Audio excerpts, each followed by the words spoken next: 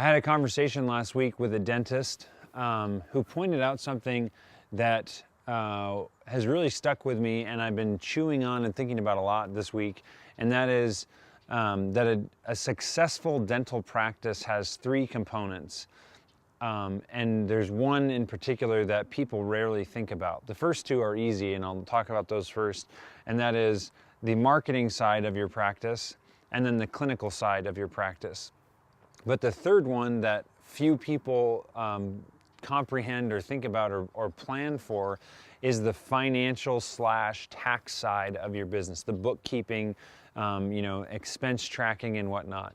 If you think about the three of those, and I would say the most important is probably the clinical side, the actual practice of dentistry in your office. If you don't know how to do that, then you don't really have a business.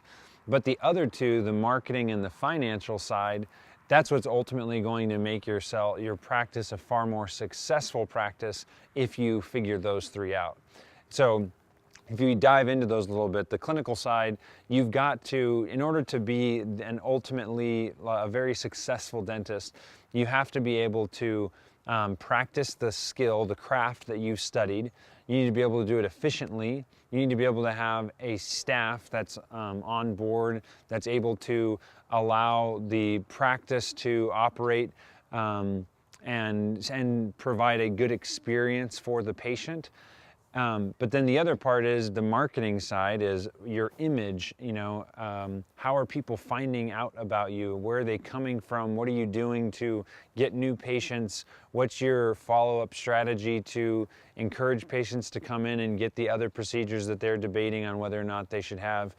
And those things are all critical to the success of your practice. But the third one is the one that he was really focused on that I never really thought about before, and that is the financial side. And that if you have a fantastic clinical side of your business and you've got a great marketing plan for your business and you're getting lots of new patients coming in, but you're ignoring the financial side, you could be absolutely crippling yourself in the amount of money that you're taking home as a dentist if you're not optimizing the tax breaks and the expenses and the write-offs that you could be getting in your business. So something that we are going to be making a move on, and a direction that we're heading in with Sky, is that we want to be able to provide assistance in all three of those. Because at the end of the day, what I realize as a marketing person, if I come up with the best plan for your practice marketing-wise, and I'm bringing in 20 new patients per month than you previously had, but you still don't have an optimal clinical side of your business, nor do you have an optimal financial or bookkeeping side of your business, your perception of our quality that we're bringing and the level of value that we're bringing you is going to be far less than if we help you with all three of those. So I think that's an interesting concept to consider, that the one story that this dentist said was, so his dentist was at about $2 million in revenue a year.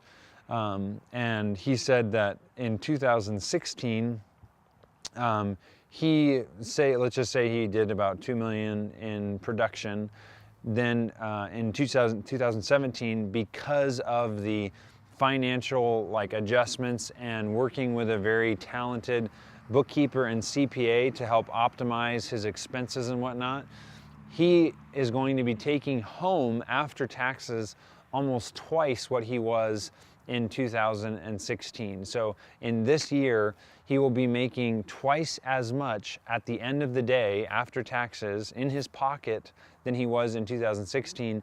And the craziest thing is, he said that he did 10,000 less in production than he did in 2016. So he's staying at that level, but instead of working himself harder, hiring more staff, all he did was he focused on an adjustment of the financial side and had a tremendous increase in the value that his business was providing him.